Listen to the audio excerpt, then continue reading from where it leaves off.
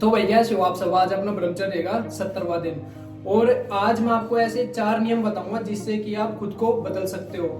मेरा मतलब यहाँ पे बदलने का ये है, जो आपकी जो सोच है वो भी बिल्कुल चेंज हो जाएगी और अगर आप ज्यादा बीमार रहते हो तो उस चीज से भी आप दूर हो जाओगे। तो अभी पहले मैं अपना अभी 9 बजे तक का शेड्यूल बता दूं। अभी मैंने 9 बजे तक क्या क्या चीजें की है। तो सुबह हर रोज की तरह मैं जल्दी उठ गया था और प्री वर्कआउट मील में अपना एक सेब खाया। सेब खाने के बाद मैं चला गया था जिम में वॉक करते हुए।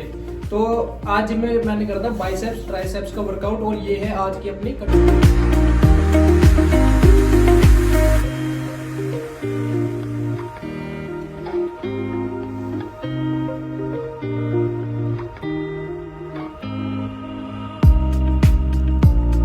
तो ये थी आज की अपनी बॉडी कंडीशन। फिर मैं आ गया सीधा घर और घर आने के बाद अब मैं अपने लिए बना रहा हूँ ड्राई फ्रूट शेक। तो ये था अभी 9 बजे तक का और बाकी मैं आगे का भी बता दूं। तो अपने लिए मैंने आज लंच बनाया, वही अपना नॉर्मल खाना जैसा कि मैं रोज अपना सात्विक खाना रखता हूँ। फिर उसके बाद अब शाम को सीधा आके अपना 2 रोटी खानी है और शाम को ऑफिस से जब मैं घर आऊंगा तो आज साइकिल से जा रहा हूँ आज भी मैं ऑफिस।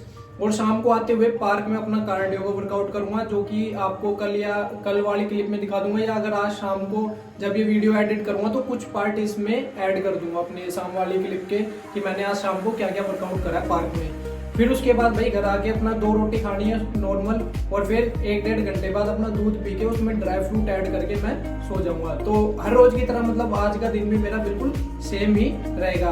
तो चलो अब मैं बना लेता हूँ अपने लिए ड्राई फ्रूट शेक। जब तक आप देखो कि ऐसे कौन कौन से वो 4 नियम है जिसे आप अपने जीवन में अपनाते हो तो आप अपने आप को बदल सकते हो। तो सबसे पहले हम जानते हैं कि हमें किस प्रकार से पानी का सेवन करना चाहिए जिससे कि हम अपने शरीर के तीनों दोषों से मुक्त हो सकते हैं। 3 दोष वो कौन से होते हैं, सबसे पहले मैं आपको वो बताना चाहता हूँ। 3 दोष होते हैं वो कफ, पित्त और वात। अगर आप कुछ पानी के सेवन के नियम जान ले तो आप इन तीनों जो कि हमारे शरीर के दोष हैं उनसे आप मुक्त हो जाओगे। तो सबसे पहला तो यही है कि आपको हमेशा बैठ के पानी पीना चाहिए, वो भी घूट घूट करके। दूसरा कि आप जब भी खाना खाओ तो पानी तुरंत ना पिए, मतलब खाना खाने के साथ भी पानी ना पिए और खाना खाने के तुरंत बाद भी पानी ना पिए। कम से भी कम आपको 45 मिनट का गैप ज़रूर रखना है खाने और पानी के बीच में। दूसरा पॉइंट, जब भी आप पानी पियो तो हमेशा गर्म पानी ही पियो, ठंडा पानी बिल्कुल भी ना पियो। क्योंकि गर्म पानी पीने से क्या होता है, जो हमारी पाचन क्रिया शक्ति होती है वो हमेशा मजबूत बनी रहती है और जो भी हम दिन भर खाते हैं वो अच्छे से डाइजेस्ट हो जाता है। और फिर सुबह उठते ही आपको पानी ज़रूर पीना है, मतलब जब जैसे आप सुबह उठो तो उठने के बाद 15 मिनट का गैप देने के बाद आप हमेशा पानी गर्म कर कर ही पियो।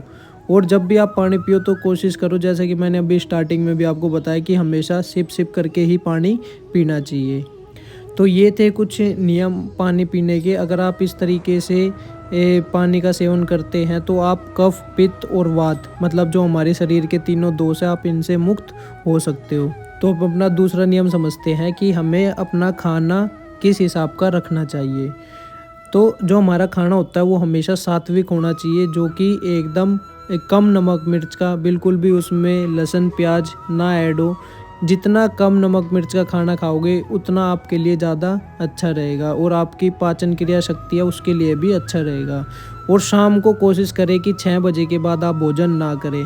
अगर 6 बजे तक आपका भोजन हो जाता है तो उसके 2 या ढाई घंटे बाद आप अपना दूध पी सकते हो और दूध में कुछ ड्राई फ्रूट भी ऐड कर सकते हो।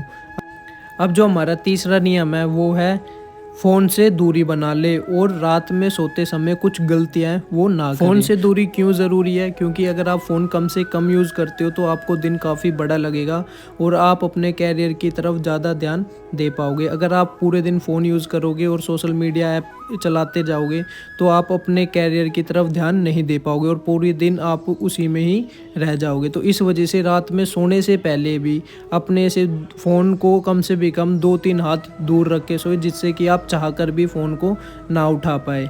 और इस तरीके से सोने से पहले आपको रात में मेडिटेशन ज़रूर करनी है 15 से 20 मिनट तक। मेडिटेशन के बाद अब जानते हैं कि आपको किस अवस्था में सोना चाहिए और किस अवस्था में नहीं सोना चाहिए। तो सबसे पहले जो हमारी अवस्था है वो है उल्टे होकर सोने की। काफ़ी लोग मैंने ऐसे देखे हैं जो कि उल्टे होकर सोते हैं।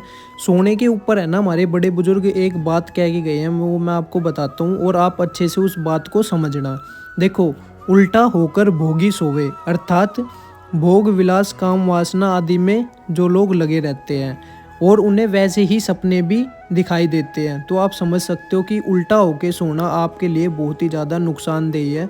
और काफ़ी लोगों को ये लगता है ना कि रात के टाइम नाइटफॉल होता है, काम वासना उनकी उत्पन्न होती है, उत्तेजना जगती है, तो उल्टा होकर सोने का एक बहुत बड़ा कारण है कि उनकी काम वासना बढ़ जाती है।